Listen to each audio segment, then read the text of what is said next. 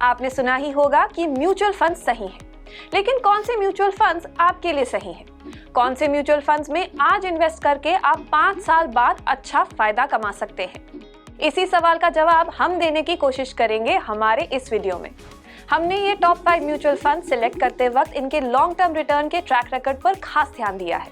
साथ ही higher range के AUM वाला फंड सिलेक्ट किया है, जो बताता है कि इस फंड में पब्लिक इंटरेस्ट काफी हाई है और इन फंड्स का एक्सपेंस रेशियो भी कम है। हमने अलग अलग टाइप्स के म्यूचुअल फंड से ये 5 फंड्स चूज किए हैं ताकि आपको डाइवर्सिफिकेशन के फायदे के साथ एक बैलेंस्ड पोर्टफोलियो मिल सके। लेकिन गाइज, एज यूजुअल, वीडियो शुरू करने से पहले please do like, share and subscribe to our YouTube channel and don't forget to hit the bell icon for notifications.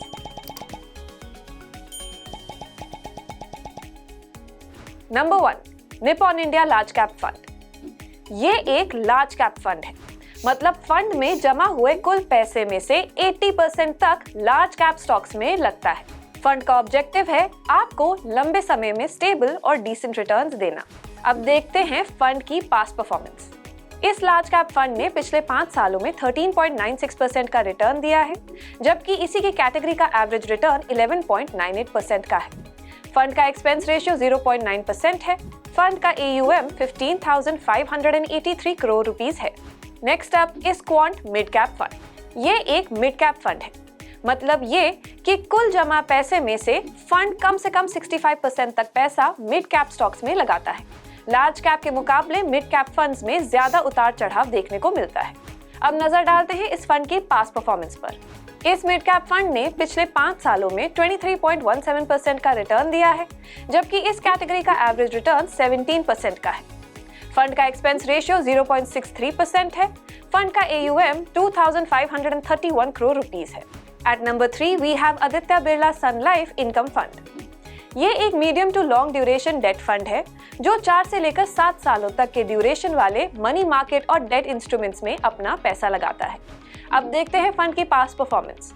इस डेट फंड ने पिछले 5 साल में 8.78% का रिटर्न दिया है, जबकि इस कैटेगरी का एवरेज रिटर्न 6.14% का है। फंड का एक्सपेंस रेशियो 0.83% है। फंड का AUM 1,891 करोड़ रुपीस है। Next up is quant absolute fund.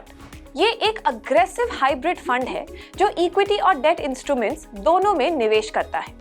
इसमें इन्वेस्ट करने से आपको डाइवर्सिफिकेशन का फायदा मिलता है। ये फंड कुल पैसे का 65 to 80% पैसा इक्विटी में और 25 to 35% तक का पैसा डेट इंस्ट्रूमेंट्स में लगा सकता है।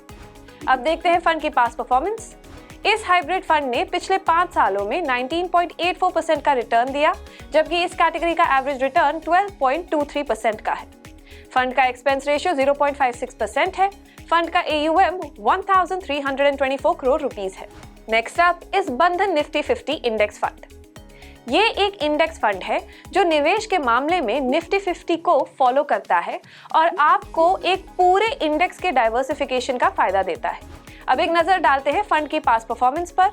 इस इंडेक्स फंड ने पिछले 5 सालों में 11.76% रिटर्न दिए हैं, जबकि इसकी कैटेगरी का एवरेज रिटर्न 11.16% है। फंड का एक्सपेंस रेशियो 0.1% है। फंड का AUM 856 करोड़ रुपीस है।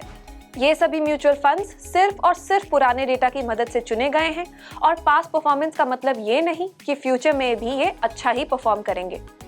आपको किस फंड में निवेश करना चाहिए, ये पूरी तरह से आपके गोल्स और रिस्क प्रोफाइल पर निर्भर करता है। ध्यान रखिए कि इक्विटी फंड्स डेट और हाइब्रिड फंड से ज्यादा रिटर्न जरूर देते हैं, लेकिन रिस्की भी होते हैं। So thank you so much for watching this video. आप इनमें से मेंशन किस फंड में निवेश करेंगे? Let us know in the comments below.